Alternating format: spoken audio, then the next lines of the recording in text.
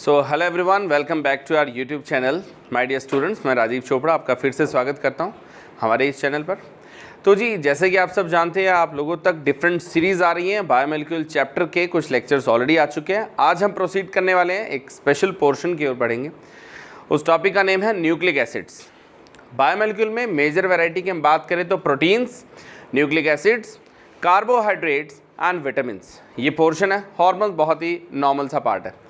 तो हम पढ़ने वाले हैं न्यूक्लिक एसिड के बारे में। जैसे कि आप सब जानते हैं कि डिफरेंट बायोमोलिक्यूल वो हैं जो हमारी बॉडी की ग्रोथ के लिए और मेंटेनेंस के लिए जिनकी हमें ज़रूरत है, उसी तरह न्यूक्लिक एसिड भी क्या है, ये भी हमारी बॉडी की ग्रोथ और मेंटेनेंस से रिलेटेड है। बेसिकली हम बात करें, डेली लाइफ में हम सुनते हैं डीएनए टेस्टिंग हो रही है, डीएनए मैच कर रहा है, जो generation by generation virtues match कर रहे हैं, बच्चों की रिजेम्बलेंस अपने पेरेंट्स से है।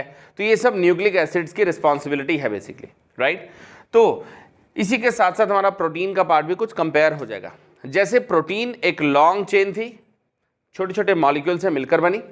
प्रोटीन एक लॉन्गेस्ट चेन है जो कि अल्फा अमीनो एसिड से मिलकर बनी। कुछ उसी तरह से न्यूक्लिक एसिड भी एक लॉन्ग चेन है। न्यूक्लिक एसिड क्या है? It's a polymeric chain, polymeric chain of nucleotides, right. तो जब मैंने बात की प्रोटीन्स की, alpha with alpha, alpha amino acid with alpha amino acid, तो बना पेप्टाइड। तो पेप्टाइड को रिपीट करने से पॉलीपेप्टाइड बना, जिसे प्रोटीन कहा गया। उसी तरह न्यूक्लिक एसिड क्या है? जो न्यूक्लियोटाइड्स की रिपीटेशन से मिले, राइट। अब ये न्यूक्लियोटाइड क्या होता है, इस पर बात करते हैं। मैंने भी बताया कि monomer of nucleic acid that is called nucleotide. एक तो ये बात होगी कि सबसे छोटा यूनिट, सबसे स्मॉल मॉलिक्यूल न्यूक्लियोटाइड है, और लॉन्ग चेन क्या है? That is nucleic acid. लेकिन न्यूक्लियोटाइड के लिए हमें इन पॉइंट्स पर भी ध्यान देना है। बीएसपी, ये बीएसपी क्या है? हम बोलते हैं भारतीय समाजवादी पार्टी। कुछ ऐसे याद हो जाए, नहीं तो फिर टेक्निकली बात करें, base, B stand for base. कौन सा base? Nitrogenous base. That means जिसमें नाइट्रोजन एलिमेंट की इन्वॉल्वमेंट होगी, that is called nitrogenous base. And what about sugar?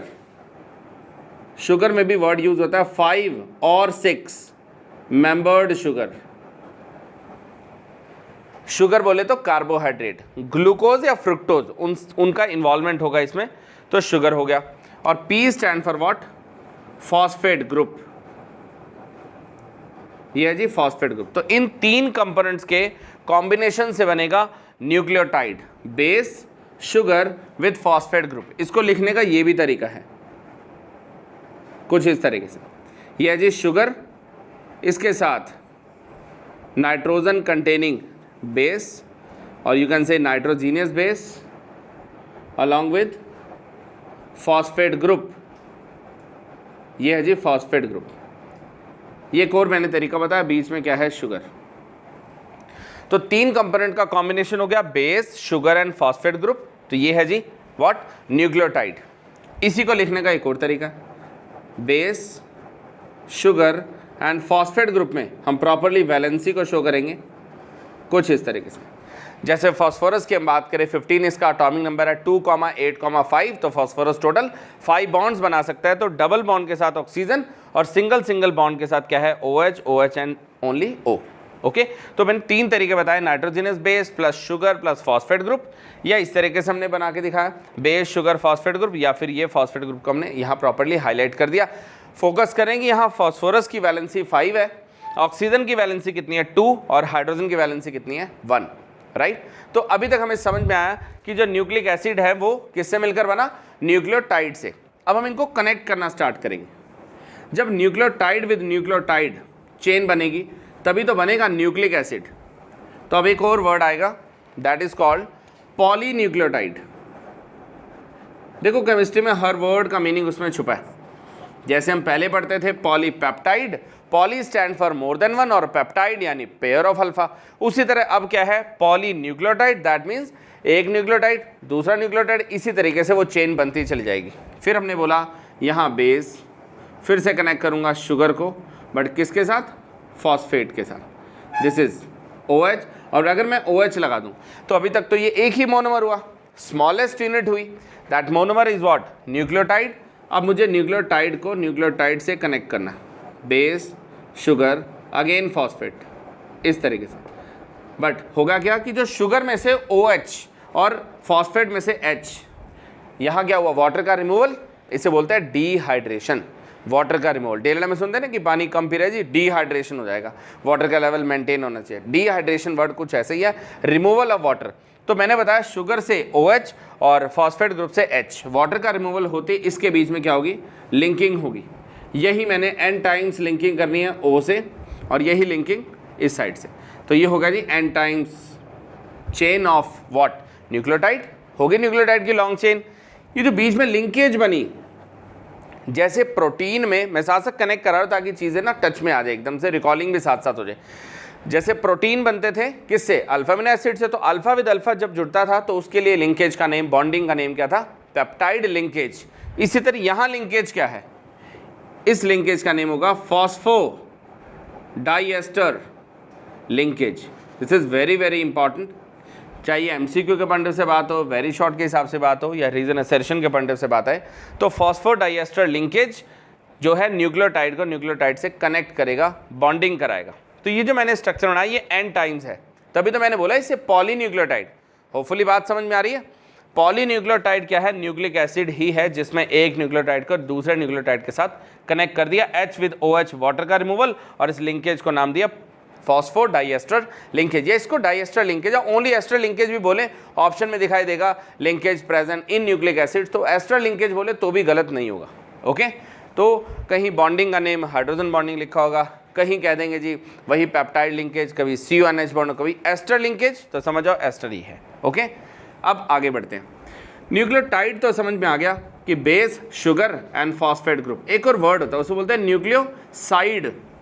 Nucleoside क्या है, न्यूक्लियोटाइड से भी छोटा पार्ट, उससे भी स्मॉल यूनिट होगी, that is called nucleoside. Nucleoside में खाली बेस और शुगर का पार्ट होगा, फॉस्फेट ग्रुप नहीं present, that is called nucleoside.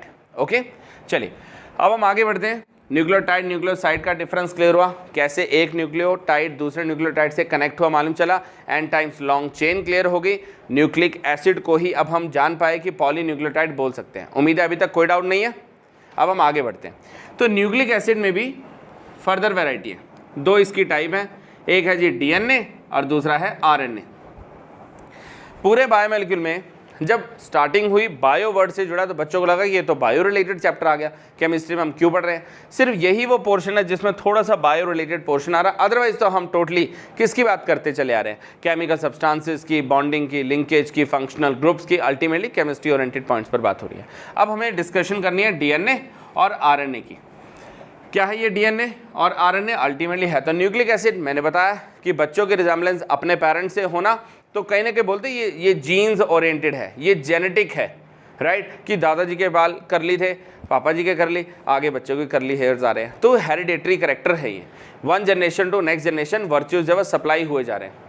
Okay, physique की बात करें तो रिजेम्बलेंस है, बोल रहे कि फेस जेस्चर जो है बिल्कुल मदर जैसे हैं, हेयर स्टाइल फादर जैसा है, हाइट मम्मी जैसी है, व्हाटएवर। ये सब सारा खेल किसका है, DNA के अंदर जीन्स का खेल है सारा, तो जीन्स की सप्लाई होती है बेसिकली। तो सबसे पहले तो हम इसकी फुल फॉर्म लिखते हैं। DNA है जी डीऑक्सी राइबो न्यूक्लिक एसिड, और RNA को बोलते हैं ribo nucleic acid, ribo nucleic acid. मैं प्रीवियस ईयर के हिसाब से बात करूं तो बायोमोलिक्यूल में से DNA RNA का difference most of the cases में एग्जाम्स में रहा है, लेकिन अब बात आ रही है MCQ के पॉइंट ऑफ व्यू से, तो इसके अंदर से कई छोटे क्वेश्चन निकल कर आएंगे, फिर भी हमें कॉन्सेप्ट तो पूरा पढ़ना ही पड़ेगा। तो मैंने बताया DNA क्या काम करता है, ये क्या कंट्रोल करता है। DNA कंट्रोल करता है हेरिडेटरी कैरेक्टर की supply from one generation to next generation, जबकि RNA क्या काम करता है, RNA नए प्रोटीन की सिंथेसिस करने में हेल्पफुल होता है। RNA is responsible to synthesize new proteins. यहां मैंने लिखा it can control over the hereditary characters from one generation to next।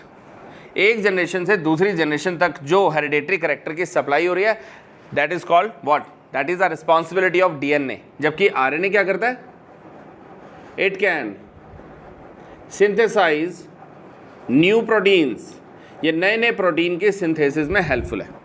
अब अगली बात, क्योंकि हमने बात की डीएनए हो या आरएनए है तो न्यूक्लिक एसिड, और न्यूक्लिक एसिड वो जो कि बना किससे है, न्यूक्लियोटाइड से। और न्यूक्लियोटाइड क्या है, BSP, base, sugar and phosphate group. Phosphate group no doubt common है, लेकिन बदलाव किसका होगा, बेसिस का और शुगर का। तो यहाँ पर डीएनए में ये काफ़ी अच्छा पॉइंट बनेगा, 1 मार्क के पॉइंट से इंपॉर्टेंट क्वेश्चन है, एमसीक्यू के अकॉर्डिंग भी आ सकता है। इसमें शुगर जो प्रेजेंट है उसका नेम क्या है, that is called deoxy ribose. And what about sugar of RNA, यहाँ शुगर है जी ribose, name of this sugar के छोटे क्वेश्चन बनते हैं। बात आई बेसिस की, नाइट्रोजीनस बेसिस कैसे कैसे हैं, यहाँ मैंने बोला AGCT और यहाँ बोल दिए बेसिस जो प्रेजेंट है आरएनए में, यह जी AGCU। इनके फुल फॉर्म भी है लेकिन इसको याद रखने का तरीका है, इसके लिए मैंने बोला 80 गए सी तालिबान, AG 80 गए सी तालिबान, याद हुआ। और यहाँ 80 गए सी UK, कुछ बच्चे बोलो उत्तराखंड, जो अच्छा लगता है उसको यूज़ कर सकते हैं। अल्टीमेटली हमें यहाँ सिंबल्स एटलीस्ट याद हो जाएंगे, AG एंड CT। इन्हें बोलते हैं प्यूराइन बेसिस, इन्हें बोलते हैं पिरामिडिन बेसिस, पिरामिडाइन बेसिस।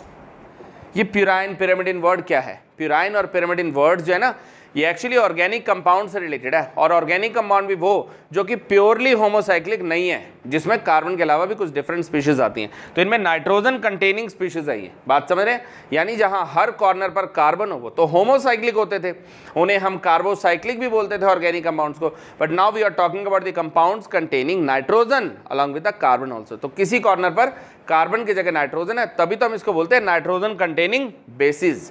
तो क्या है ये ए के लिए फुल फॉर्म होगी adenine, adenine, guanine, now cytosine और थायमिन।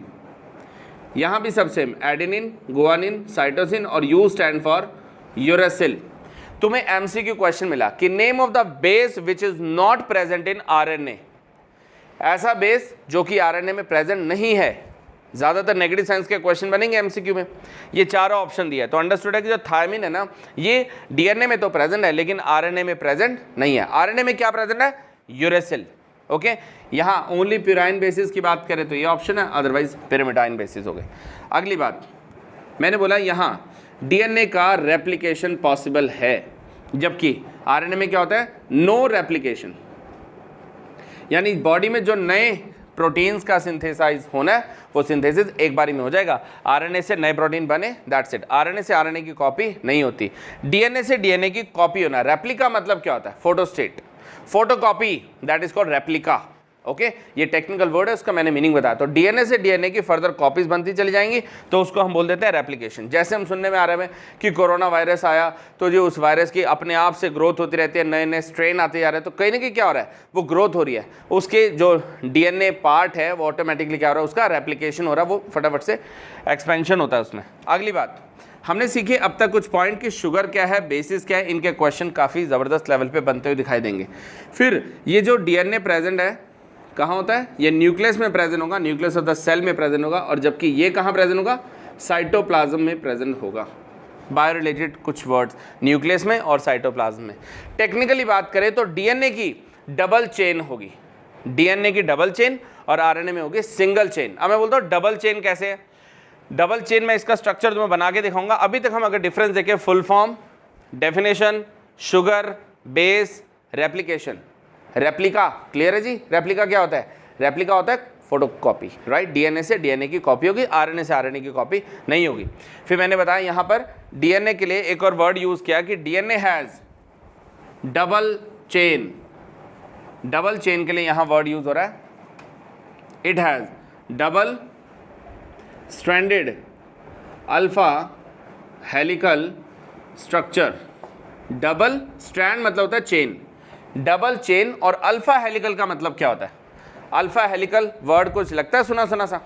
अल्फा हेलिकल जो है ये कहीं ना कहीं प्रोटीन के जैसा पार्ट आ रहा है, मतलब अगर मैं इसकी चेन बनाऊं कुछ ऐसे इसका स्ट्रक्चर बनेगा, ये देखो। यानी तुम बेल्ट को लो और बेल्ट को यूं टर्न कर लो पूरी तरह, हमने उसमें देखा ये चेन बननी चली, क्लियर है। बेल्ट को लेकर मैंने घुमा दिया तो समझ में आया कुछ ऐसी चेन बनेगी। तो जहाँ A के साथ T कनेक्टेड है और G के साथ C बॉन्डेड है, AT एंड GC, ये स्ट्रक्चर हो गया DNA का। और इसके ऊपर जो डॉट्स है ना, इनको बोलते हैं हम जीन्स। ये जीन्स इतना है जो पेरेंट्स से सप्लाई हो रहा है। इसका रेशियो है 7 to 8,000 का। मैंने बोला 7,000 में से 4,000 जीन्स फादर से सप्लाई हो और 3,000 मदर से सप्लाई हुए, तो बच्चे की रिजेम्बलेंस फादर जैसी होगी। इसका उल्टा होगा, 4,000 मदर से जीन्स आ रहे हैं तो बच्चे की रिजेम्बलेंस मदर जैसी होगी, राइट। अब बोलने का ऐसे बोलते हैं कि देखो ये बच्चा बिल्कुल अपने दादाजी के जैसा है, तो सोच के चलो हेरिडेटरी करेक्टर है ना, one generation to next generation क्या हो रहा है, सप्लाई हो रही है, जीन्स सप्लाई हुए जा रहे हैं, डीएनए की हेल्प से हो रहा है, डीएनए की चेन के ऊपर प्रेजेंट है ये डॉट्स। ये डॉट्स क्या है, क्या हम इसको डॉट्स लिखेंगे, ये एक्चुअली प्रोटीन्स है। कोड्स ऑफ प्रोटीन को हम जीन्स बोलते हैं, कोड्स ऑफ प्रोटीन्स, अल्टीमेटली तो प्रोटीन्स ही है, okay. Codes of protein genes है जो कि डीएनए की चेन के ऊपर प्रेजेंट होते हैं, यही रिस्पॉन्सिबल हैं रिजेम्बलेंस के, हेरिडेटरी करेक्टर के लिए रिस्पॉन्सिबल जीन्स है। मैंने बताया double chain alpha helical, alpha helical clear हुआ। हेलिक्स होता है spiral, spring type structure, alpha helical मतलब स्पाइरल स्ट्रक्चर होगा। लेकिन जब मैंने आरएनए बोला तो इसके लिए वर्ड यूज हुआ सिंगल स्ट्रैंडेड, सिंगल स्ट्रैंड, यानी सेकेंडरी प्रोटीन की तरह सिंगल चेन घूम रही है स्पाइरल फॉर्म में, सिंगल स्ट्रैंडेड अल्फा हेलिकल तो आरएनए, लेकिन डबल चेन वाला होगा तो डीएनए। तो स्ट्रक्चर का भी डिफरेंस हमें समझ में आना चाहिए कि डबल चेन जो प्रेजेंट है वो डीएनए में प्रेजेंट होगी। अब आगे बढ़ते हैं, कुछ और वर्ड जो इनसे कनेक्ट होंगे। देखिए अब तक हम जान चुके हैं डीएनए क्या है, आरएनए क्या है, शुगर क्या है और इसके बेसिस क्या है। फर्दर प्रोसीड करते हैं कुछ और टर्म्स के साथ।